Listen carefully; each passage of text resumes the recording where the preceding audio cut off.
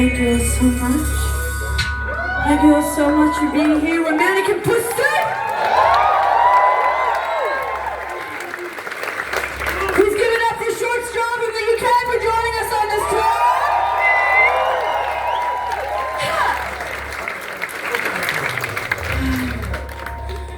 Just out of curiosity, who here, is this your first ever time seeing Mannequin Pussy play?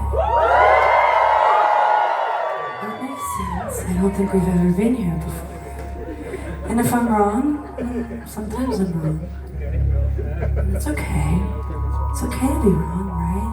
You just learn from it. You don't dig yourself into something that isn't true.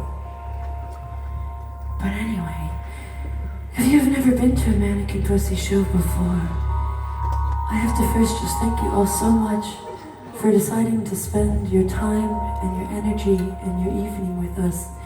It is an absolute privilege and honor to be able to be so far from home and to be in a room with such beautiful and creative people. So thank you all so much for being here with us.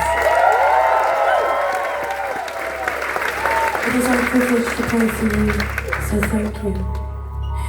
And so, again, if you've never been to our shows before, this is a part of the evening that has been around for many, many years. And if you're the type of person that does not like it when artists make speeches about their feelings in the world around them, that's your right. But go fuck off. Take a piss, get a beer, get some sunshine in your face at 10 p.m. But this is our show, and we'll do whatever we want with it. So, but the thing is that we think it is important to take a moment to stop within our songs and to kind of reflect and give sight to the reason why we think we may all have found ourselves in this room at the same time. Because sometimes, it is not all the time, but sometimes. And I think tonight is one of those times that an audience is a very reflection of the artist on stage. When I look into this room, I think every single one of you. I think all of you, and all of you, and all of you, and all of you. All of you in this room are just like us. Meaning that for your entire lives, I think you have been forced and trained to keep this pit inside you. This place where you just shove down all of the rage and all of the anger and all of the trauma and all of the immense sadness that you were supposed to carry around with you but never acknowledge. Because over and over and over again, in the capitalistic societies in which we live, they will try to separate us from our creativity. They will try to separate us from each other.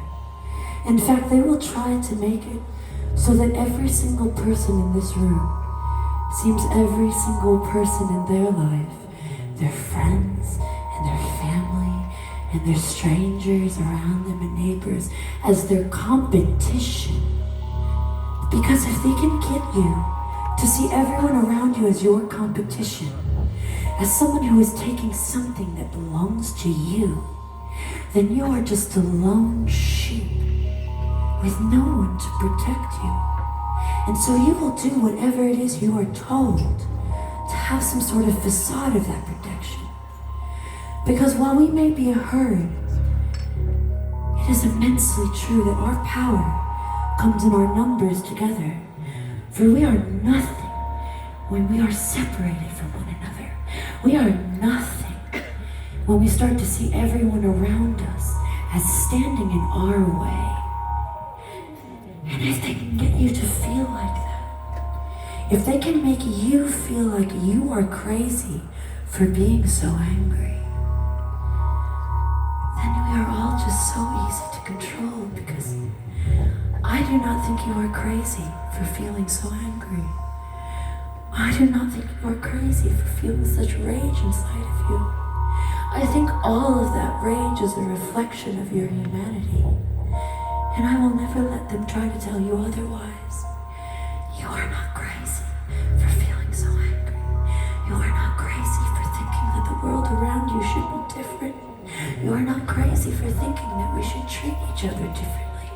You are not crazy for thinking that the men who have controlled this planet for decades and decades and decades, their time is past. And yet they keep standing on our necks. And I know that it sits inside of you, so heavy. And if I can give you one bit of advice tonight, it is to take that bit of anger in you and learn how to transform it into something else. Because if it just sits inside of you your entire life, if it sits in you and it grows without you ever addressing it, it will eat away at your body like a poison. And that is exactly how they create racist and sexist and transphobes and incels and homophobes and xenophobes and people who think that immigrants are a danger to society. That is exactly how they fucking control you. And when I look in this room, I do not see a group of people that should be controlled by fear. That is not what I see. And so I challenge you to see and to find a way to take that and make it live outside of you. And so we are getting to the portion of the evening where I believe we owe you a true cathartic moment, because I think that is what you have come here searching for. But before we stop, before we scream together, I would be incredibly remiss if, as an American with this microphone and your attention, I did not completely condemn the United States of America for its active participation in the genocide of the Palestinian people.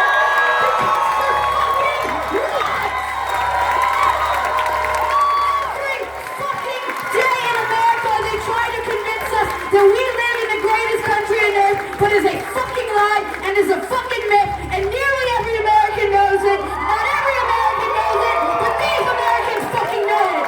And we are sorry. We are so fucking sorry for the bullshit that our country puts the entire world through. And we believe in a free Palestine. And we do not believe and we do not subscribe to the myth that statement is in any way anti-Semitic, because fuck anti-Semitism. Fuck hating anyone for simply the things that they believe. And for being on land that is theirs. And so I think I stand in a group of people that feels that pain, feels that anger alongside of us. And so, if you have never participated in a primal group scream of a few hundred people, oh darling, you're about to, then all I beg you is don't be shy. You're not too cool for this. I think you should take all that rage in you and break it up and take everything that you have been holding on, scream it out, and give it to me. And I will